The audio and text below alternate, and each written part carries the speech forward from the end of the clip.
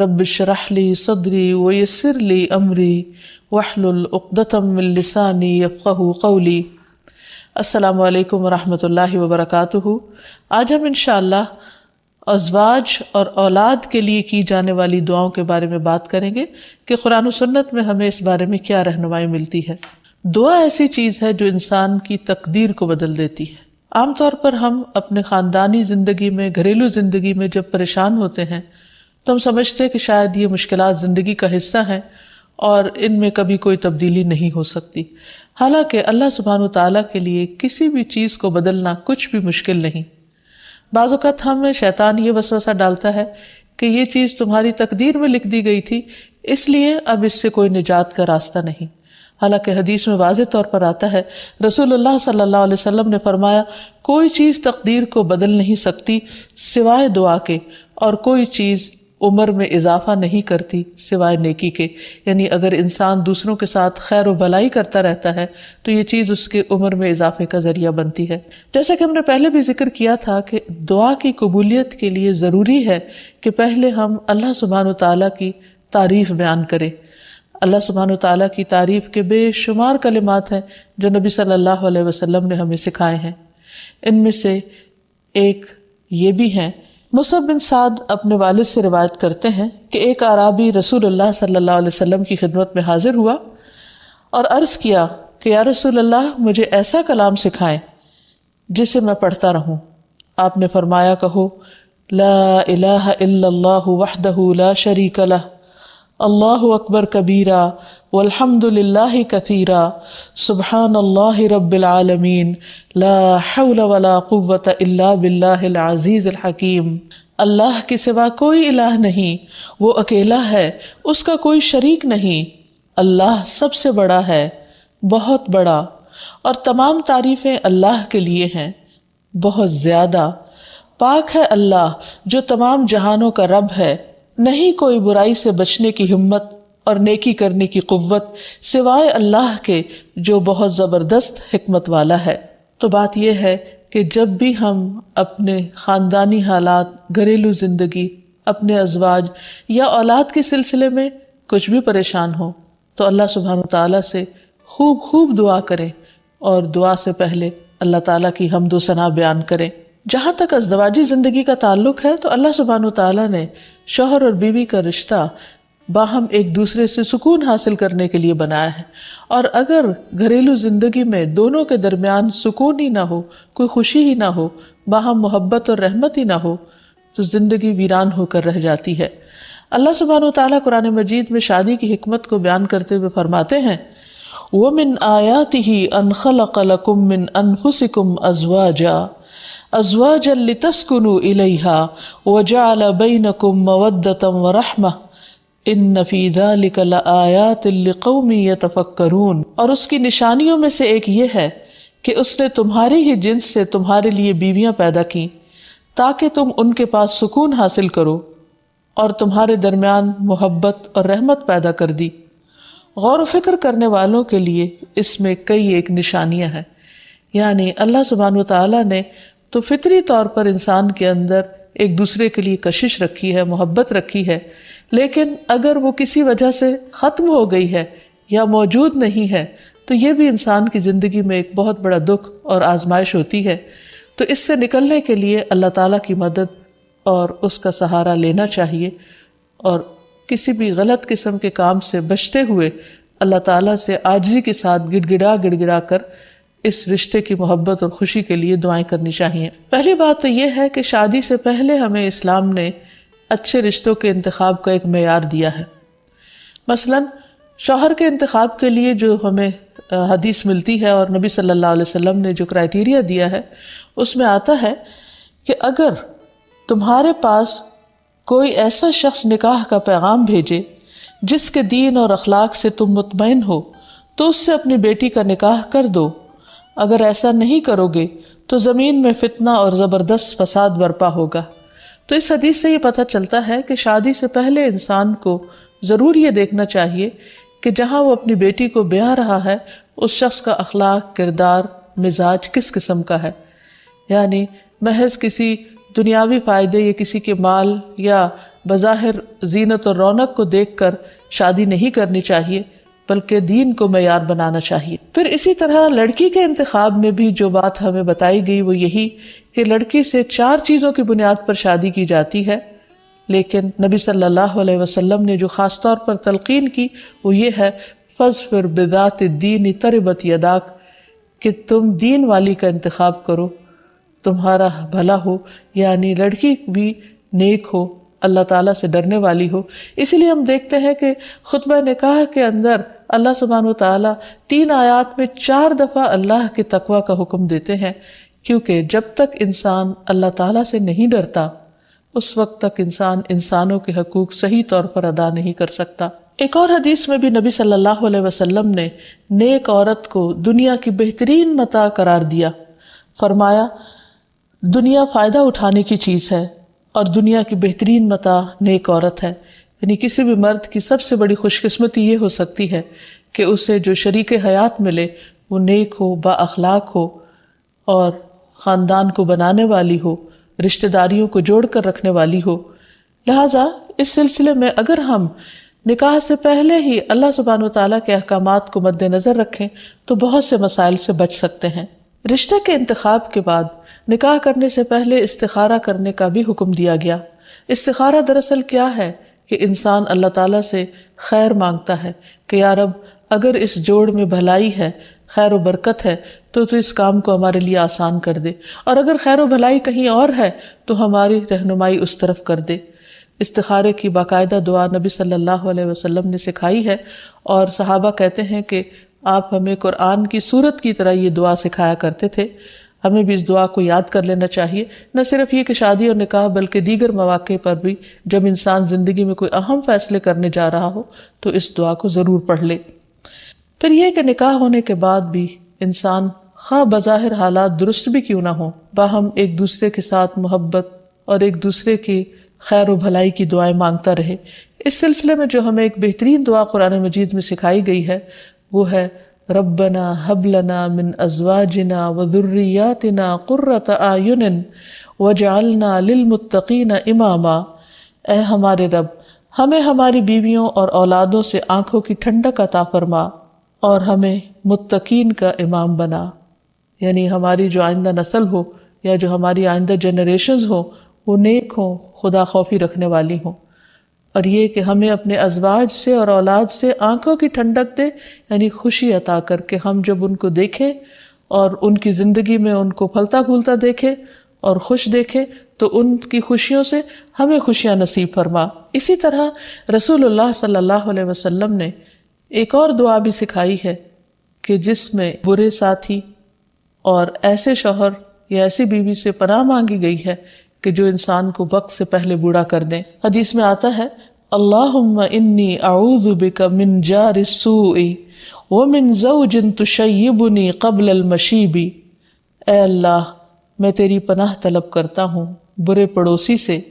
اور ایسے ساتھی سے جو مجھے بڑھاپے سے پہلے بوڑھا کر دے،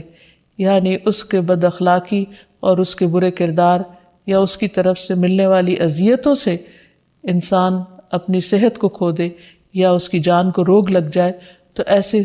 صورت میں بھی دعا سکھائی گئی ہے اور اس کو پڑھتے رہنا چاہیے، کیونکہ شیطان کا سب سے پسندیدہ کام یہی ہے کہ وہ شوہر اور بیوی کے درمیان اختلاف پیدا کرے اور ان دونوں کو باہم ایک دوسرے سے جدا کرے یا ایک دوسرے کے لیے باعث اذیت بنا دے۔ ایک انسان کے پاس اگر دنیا بھر کی دولت بھی ہو اور اگر وہ انتہائی کامیاب انسان ہو لیکن اس کے گھر میں سکون نہ ہو، اس کے گھر میں خوشی نہ ہو، یا جو سب سے قریبی ساتھی ہے اس کے ساتھ اس کی نہ بنتی ہو، تو انسان کے لیے ایک بہت بڑی آزمائش ہے۔ تو اس لیے انسان کو ہمیشہ چوکنا رہنا چاہیے انسانی شیطانوں سے بھی اور جناتی شیطانوں سے بھی کہ وہ اس رشتے کے اندر کسی قسم کا کوئی خلل پیدا کرے۔ اسی طرح ازواج کے علاوہ اولاد کے لیے بھی ہمیں قرآن و سنت میں دعائیں سکھائی گئی ہیں اور ان کا بھی اہتمام کرنا چاہیے۔ انسان اپنی زندگی میں اپنی بہترین کمائی اپنی اولاد ہی کو سمجھتا ہے، اور انسان اپنی زندگی کا بہترین سرمایہ اپنی اولاد پر خرچ کرتا ہے، اور اپنے بعد بھی ان کے لیے ہر طرح کی راحتیں اور نعمتیں چھوڑ کر جانا چاہتا ہے۔ لیکن اگر اولاد نیک ہو تو وہ والدین کے لیے صدقہ جاریہ بھی بنتی ہے، اور والدین کے خون پسینے کی کمائی کو ان کی زندگی میں اور ان کی زندگی کے بعد بہترین جگہوں پر استعمال کرتی. لیکن اگر اولاد بگڑی ہوئی ہو تو زندگی میں بھی انسان کے لیے اذیت اور عذاب ہے، اور بعد میں بھی اس کے مال کو ضائع کرنے والی ہوتی ہے اور اس کے لیے بدنامی کا سبب بنتی ہے. اس لیے خصوصی طور پر اولاد کے لیے دعائیں کرتے رہنا چاہیے. نبی صلی اللہ علیہ وسلم نے فرمایا 3 قسم کے لوگوں کی دعائیں قبول ہوتی ہیں اور ان کی قبولیت میں کوئی شک و شبہ نہیں: مظلوم کی دعا، مسافر کی دعا، اور والد کی دعا اپنی اولاد کے لیے. یعنی جب باپ اپنے بچوں کے لیے دعا کرتا ہے تو وہ دعا بھی قبول ہوتی ہے. اسی طرح نبی صلی اللہ علیہ وسلم نے اس بات سے بھی منع کیا کہ کوئی اپنی اولاد کے خلاف دعا کرے یا اس کو بد دعا دے، کیونکہ وہ بھی قبول ہو جاتی ہے اور پھر انسان کے لیے پریشانی کا باعث بنتی ہے. اس سلسلے میں نبی صلی اللہ علیہ وسلم نے فرمایا اپنی اولاد کو بد دعا نہ دو، ایسا نہ ہو کہ وہ اللہ کی طرف سے قبولیت کی گھڑی ہو اور وہ تمہارے لیے قبول کر لے. اور اگر انسان کی ایسی دعا قبول ہو جائے تو پھر انسان کے لیے سخت پریشانی کا باعث ہو سکتی ہے یہ بات. پھر اسی طرح یہ ہے کہ اگر کسی کی اولاد نہ ہو تو اس کے لیے بھی دعا سکھائی گئی ہے، اور وہ دعا ابراہیم علیہ السلام کی دعا ہے جس میں وہ کہتے ہیں رب ہب لی من الصالحین، اے میرے رب مجھے نیک اولاد عطا فرما، صالح لوگوں میں سے عطا فرما. فبشرناہ بغلام حلیم، تو ہم نے اسے ایک بردبار بیٹے کی بشارت دی. یعنی اللہ سبحانہ وتعالیٰ نے ان کی دعا سن لی، اور یہ دعا بہت عرصے کے بعد سنی گئی تھی لیکن بہرحال سن لی گئی. ابراہیم علیہ السلام اللہ کے دوست تھے اور مستجاب الدعوات تھے، ان کی دعائیں قبول ہوتی تھی. لیکن یہاں یہ بات بھی پتہ چلتی ہے کہ دعا کی قبولیت کا مطلب یہ نہیں کہ جس وقت انسان منہ سے کوئی بات نکالے اسی وقت پوری ہو جائے. اس کی پورے ہونے میں بعض اوقات کئی سال گزر سکتے ہیں، جیسے ہم دیکھتے ہیں یوسف علیہ السلام کے واقعے میں، ابراہیم علیہ السلام اور دیگر پیغمبروں کے سلسلے میں. اور پھر ہم اس بارے میں یہ بھی دیکھتے ہیں کہ جس طرح ابراہیم علیہ السلام کی دعائیں قبول ہوئی تو انہوں نے اپنے رب کا اس پر شکر بھی ادا کیا اور فرمایا الحمد للہ الذی وہب لی علی الکبر اسماعیل و اسحاق ان ربی لسمیع الدعاء، کہ اللہ کا شکر ہے جس نے مجھے بڑھاپے میں اسماعیل اور اسحاق جیسی اولاد دی، بلا شبہ میرا پروردگار دعائیں سننے والا ہے. اور حقیقت یہ ہے کہ اللہ تعالیٰ پیغمبروں کی بھی سنتا ہے اور پیغمبروں کے علاوہ باقی لوگوں کی بھی دعائیں سنتا ہے. اس لیے اولاد کی طرف سے کبھی بھی مایوس نہیں ہونا چاہیے، نہ ہونے کی شکل میں بھی اور ہونے کے بعد ان کی نیکی اور خیر اور بھلائی کے سلسلے میں بھی. اور اس میں ہم دیکھتے ہیں کہ زکریا علیہ السلام کی بھی اولاد نہیں تھی تو وہ بھی بڑھاپے تک مایوس نہیں ہوئے اور دعا مانگتے رہے. اور اس سلسلے میں آتا ہے کہ وہ جب دعا مانگتے تو کہتے رب ہب لی من لدنک ذریۃ طیبہ انک سمیع الدعاء، کہ اے میرے پروردگار مجھے اپنے پاس سے نیک اور پاکیزہ سیرت اولاد عطا فرما، تو ہی دعا کا سننے والا ہے. یعنی پیغمبر ہمیشہ صرف اولاد کی دعا نہیں کرتے بلکہ نیک اولاد کی دعا کرتے ہیں. اولاد کا ہونا اللہ سبحانہ وتعالیٰ کا ایک بہت بڑا انعام اور بندے پر بہت بڑا احسان ہے. اسی لیے ہم دیکھتے ہیں کہ اولاد انسان کے لیے اگر نیک ہو تو راحت، رحمت، آرام اور چین اور آنکھوں کی ٹھنڈک کا ذریعہ ہوتی ہے. نبی صلی اللہ علیہ وسلم حضرت حسن اور حسین کو اپنے پھول کہا کرتے تھے کہ یہ دونوں میری دنیا کے پھول ہیں. ایک اور حدیث سے ہمیں پتہ چلتا ہے کہ اولاد انسان کی بہترین کمائی ہے. فرمایا ان اولادکم من اطیب کسبکم، تمہاری اولاد تمہاری سب سے بہترین کمائی ہے، بس اپنی اولاد کی کمائی میں سے کھاؤ، یعنی وہ انسان کے لیے حلال ہے، جائز ہے. پھر اسی طرح بیٹیاں جو ہیں ان کی تعلیم و تربیت اور ان کی پرورش بھی ایک بہت خیر و بھلائی اور جنت کمانے کا ذریعہ ہے. لیکن اس کے ساتھ ساتھ یہ بھی یاد رکھنا چاہیے کہ اولاد ایک رسپانسبلٹی بھی ہے، ان کے بارے میں سوال بھی کیا جائے گا کہ ان کی تربیت کس طرح کی. پھر خصوصی طور پر اسے ماں کی ذمہ داری قرار دیا گیا، اگرچہ ماں اور باپ دونوں ذمہ دار ہیں، لیکن عورت سے اس کے گھر والوں یعنی اس کے بچوں کے بارے میں اس سے سوال ہوگا کہ اس نے ان کی تربیت کیسے کی. تو اس لیے ہم سب پر لازم ہے کہ ہم اپنے بچوں کی دینی اور دنیاوی دونوں طرح سے بہترین تربیت کرنے کی کوشش کریں. تو آخر میں ہم دیکھتے ہیں کہ جو دعائیں ہمیں خاص طور پر اولاد کے لیے مانگنی چاہیے وہ ان کی نیکی، تقوی اور اصلاح کی ہیں. پیدائش سے پہلے بھی اور بعد میں بھی۔ پیدائش سے پہلے ربی حبلی من الصالحین، کہ اے رب مجھے صالح اولاد عطا کر۔ پھر اسی طرح ربی حبلی من لدنک ذریۃ طیبہ انک سمیع الدعاء، اے میرے پروردگار مجھے اپنی طرف سے نیک اور پاکیزہ اولاد عطا فرما، بے شک تو ہی دعا کا سننے والا ہے۔ پھر اسی طرح اپنی اولاد کو شیطان مردود سے بچانے کی بھی دعا کرنی چاہیے، جیسے حضرت مریم علیہ السلام کی والدہ نے ان کی پیدائش کے وقت یہ دعا مانگی تھی، وَإِنِّي أُعِيذُهَا بِكَ وَذُرِّيَّتَهَا مِنَ الشَّيْطَانِ الرَّجِيمِ، اور بے شک میں اس کو اور اس کی اولاد کو شیطان مردود سے تیری پناہ میں دیتی ہوں۔ پھر اسی طرح ایسی اولاد مانگنی چاہیے کہ جو انسان کے لیگیسی کو آگے لے کر چل سکے اور اس کے علمی ورثے کو سنبھالنے والی ہو، جیسے زکریا علیہ السلام نے دعا کی تھی۔ پھر اسی طرح اولاد کے اللہ تعالیٰ کے راستے میں قبول ہونے کی بھی دعا کرنی چاہیے، جیسے حضرت مریم کی والدہ نے ان کے لیے دعا کی تھی کہ ربی انی نذرت لک ما فی بطنی محررا فتقبل منی، کہ اے میرے رب بے شک میں نے تیرے لیے اس کی نظر مانی ہے جو میرے پیٹ میں ہے کہ میں آزاد چھوڑ دوں گی، سو مجھ سے قبول فرما، بے شک تو سب کچھ سننے سب کچھ جاننے والا ہے۔ پھر اسی طرح اولاد کی دینی دنیاوی ضروریات پوری کرنے کی بھی دعا مانگنی چاہیے، جیسے ابراہیم علیہ السلام نے دعا کی تھی، ربنا انی اسکنت من ذریتی بواد غیر ذی زرع عند بیتک المحرم ربنا ليقيموا الصلاة فاجعل أفئدة من الناس تهوي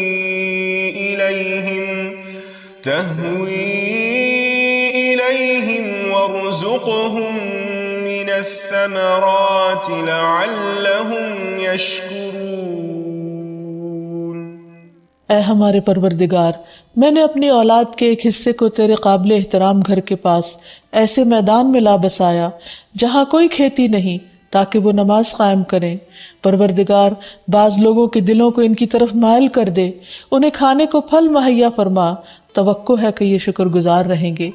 اسی طرح ابراہیم علیہ السلام نے اپنی اولاد کے کھانے میں برکت کی دعا کی، اللہم بارک لہم فی اللحم والماء، اے اللہ ان کے گوشت اور پانی میں برکت نازل فرما۔ پھر اسی طرح اولاد کی فرما برداری کی بھی دعا کرنی چاہیے، ربنا وجعلنا مسلمین لک ومن ذریتنا امۃ مسلمۃ لک وارنا مناسکنا وتب علینا انک انت التواب الرحیم۔ اے ہمارے پروردگار ہم دونوں کو اپنا فرما بردار بنا لے اور ہماری اولاد میں سے ایک جماعت پیدا کر جو تیری فرما بردار ہو، اور ہمیں اپنی عبادت کے طریقے بتلا اور ہماری توبہ قبول فرما، بے شک تو بڑا توبہ قبول کرنے والا اور نہایت رحم فرمانے والا ہے۔ پھر اسی طرح اولاد کی اصلاح کی دعا کرنی چاہیے، رب اوزعنی ان اشکر نعمتک التی انعمت علی وعلی والدی وان اعمل صالحا ترضاہ واصلح لی فی ذریتی انی تبت الیک وانی من المسلمین۔ اے میرے پروردگار مجھے توفیق دے کہ میں تیرے اس احسان کا شکر ادا کروں جو تو نے مجھ پر اور میرے والدین پر کیا، اور یہ بھی کہ میں ایسے اچھے عمل کروں جو تجھے پسند ہو، اور میری خاطر میری اولاد کی اصلاح کر، میں تیرے حضور توبہ کرتا ہوں اور بلا شبہ میں فرما بردار ہوں۔ اسی طرح اولاد کی نماز قائم کرنے کی دعا کرنی چاہیے، رب اجعلنی مقیم الصلاۃ ومن ذریتی ربنا وتقبل دعا۔ اے میرے رب مجھے بھی اور میری اولاد کو بھی نماز قائم رکھنے والا بنا، پروردگار میری یہ دعا قبول فرما۔ اسی طرح اولاد کے شرک سے بچنے کی دعا کرنی چاہیے، وَجْنُبْنِي وَبَنِيَّ أَن نَعْبُدَ الْأَصْنَامَ، اور مجھے بھی اور میری اولاد کو بھی اس بات سے بچائے رکھنا کہ ہم بتوں کی عبادت کریں۔ پھر اسی طرح اولاد کی خرابیوں سے پریشانی سے بچنے کی دعا بھی کرنی چاہیے، جیسے نبی صلی اللہ علیہ وسلم نے دعا سکھائی کہ وَمِن وَلَدٍ يَكُونُ عَلَيَّ رَبًّا، کہ ایسی اولاد سے مجھے بچائے یا رب جو میری آقا بن بیٹھے۔ پھر اسی طرح دوسروں کی اولاد اور دوسروں کے بچوں کے لیے بھی دعا کرنی چاہیے، کیونکہ انسان جب اپنے لیے خیر چاہتا ہے تو وہ خیر دوسرے کے لیے بھی پسند کرنی چاہیے، اور جب دوسرے کے لیے دعا کرے گا تو وہ خیر اس کی طرف لوٹے گی جو کسی کے لیے بھلا چاہے گا۔ اور اس کے لیے ہم دیکھتے ہیں کہ نبی صلی اللہ علیہ وسلم نے حضرت انس کے لیے خصوصی طور پر دعا کی تھی، ان کی والدہ کی فرمائش پر، اللہم اکثر مالہ و ولدہ، اے اللہ اس کے مال اور اولاد میں کثرت کر۔ اور ہم دیکھتے ہیں کہ حضرت انس رضی اللہ تعالیٰ عنہ کے حق میں نبی صلی اللہ علیہ وسلم کی یہ دعا قبول ہو گئی۔ تو اللہ تعالیٰ سے دعا ہے کہ وہ ہمیں اپنے ازواج اور اولاد میں آنکھوں کی ٹھنڈک نصیب کرے، اور یہ دعائیں ہمیں سکھا دے تاکہ ہم اپنی اولاد کی دنیا اور آخرت کی بھلائیاں مانگتے رہیں اور اللہ کی رحمت سے کبھی بھی مایوس نہ ہوں۔